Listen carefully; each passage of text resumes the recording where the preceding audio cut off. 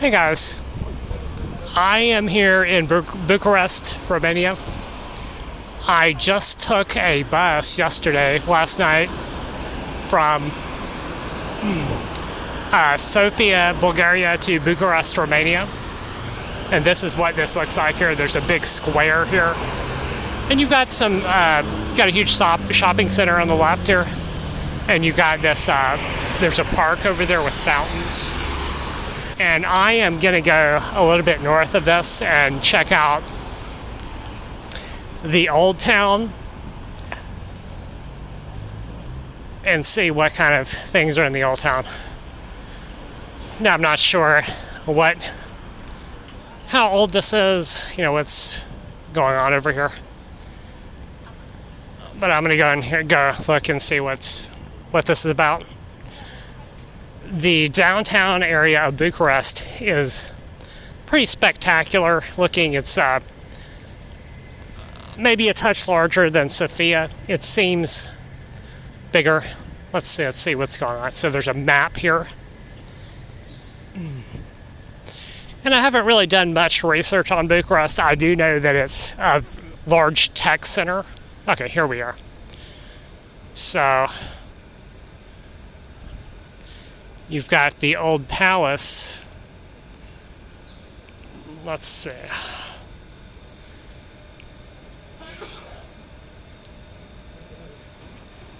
Looks like passageways, restaurant.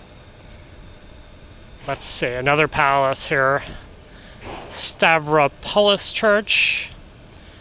National History Museum, another museum. Let's see, all right. Let's just go take a look around here and see what we can see. So, as I mentioned in the last video, the border crossing into Bulgaria from North Macedonia was a bit rough. This time, what happened is that they just went and gave me a stamp and gave the other people stamps, and that's it. They didn't ask any questions, stamp, that's it, right?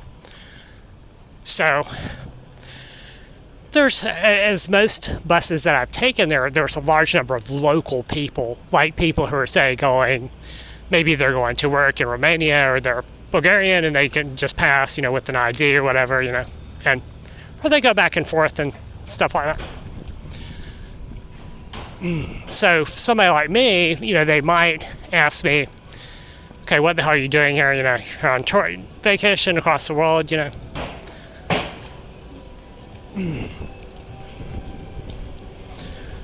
So, just to be on the safe side, what I'm actually going to do when I take my flight to Denmark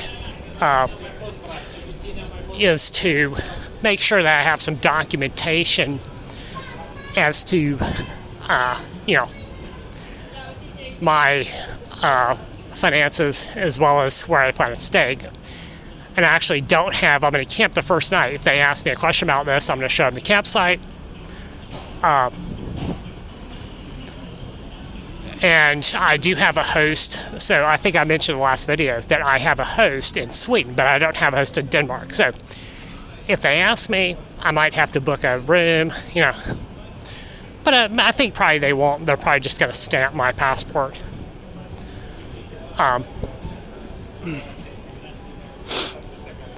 But technically what they're allowed to do is if you're not from the EU, they can ask you, well, where's your money that you're going to pay for the 90 days, So, in fact, from my understanding of that, it's like 100 euros a day for like 90 days. That's how much money you have to stay there. Germany does now have that requirement. I have not flown. I flew into Germany, but that was just to transfer at the airport. Right, so the reason I was going there was just to show them that, okay, I'm taking some other flight tomorrow,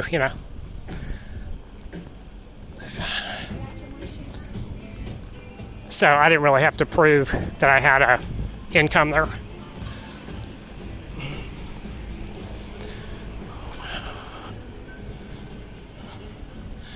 So this is looks like kind of like a touristy place, kind of like the bazaar in Skopje.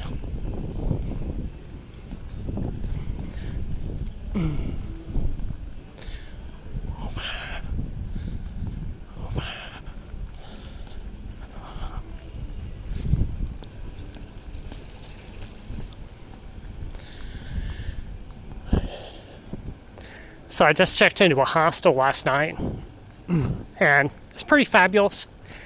The price is about twice what it was over in Sofia. So over in Sofia, they have several really cheap hostels, but they were kind of really dirty and not worth the money that they charge. This one is much nicer, but what I'm actually going to do here is tomorrow I'm going to take a bus to Sibiu, which is in Transylvania.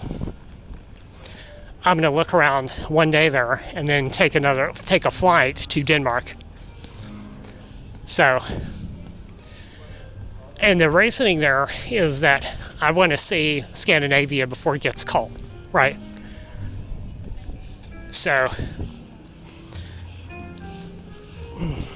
right now, it's late August.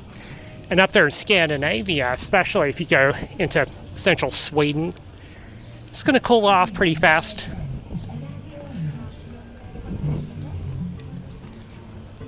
So I want to just make sure and go up there, before.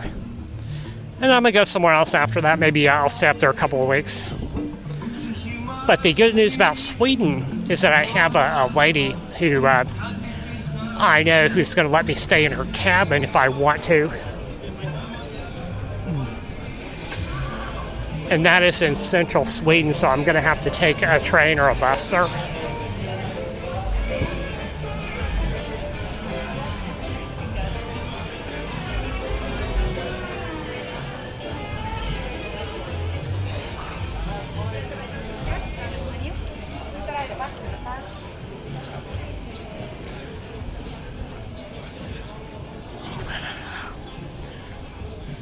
So there's a lot of restaurants around here, as you can see.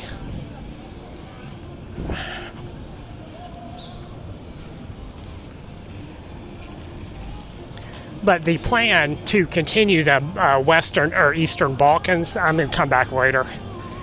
I'm definitely not just going to, come here one day. And I like it okay here.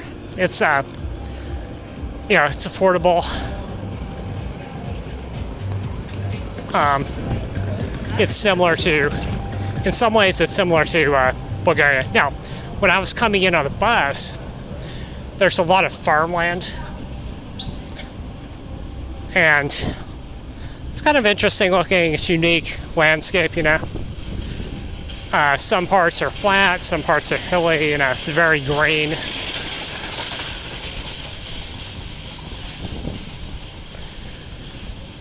And somebody told me to go to Dracula's castle, Vlad the Impaler. That's, the real Dracula from back in the 1400s. So I do plan on going there next time.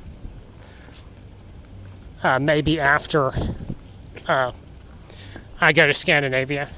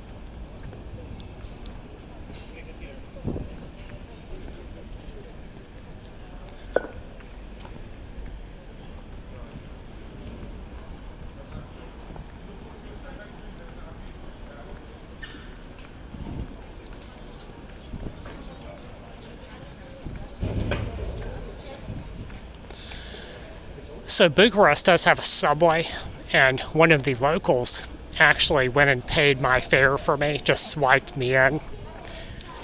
And he was just, he actually worked for Flixbus. That was really nice of him to give me the directions there.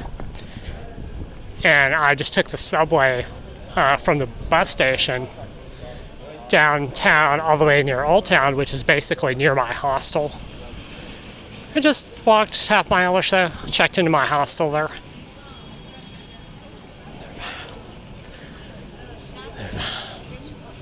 So they have a subway, they have buses.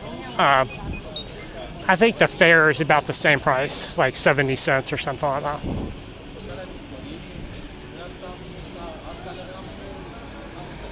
Oh, this building, check out this building here. This is pretty fabulous. Let's see what this is. I have no idea what this is.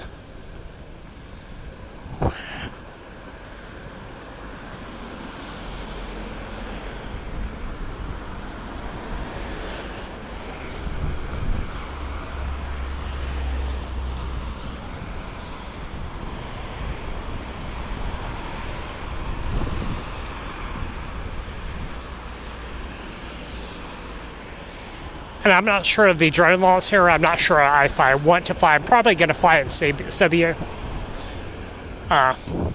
Just because it's less crowded there.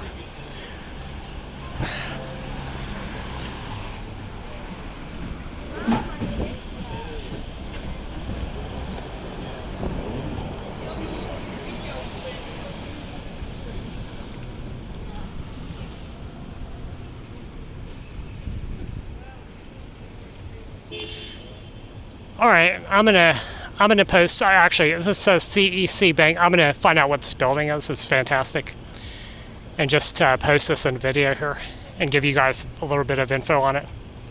All right, I'm catch you guys later. Bye.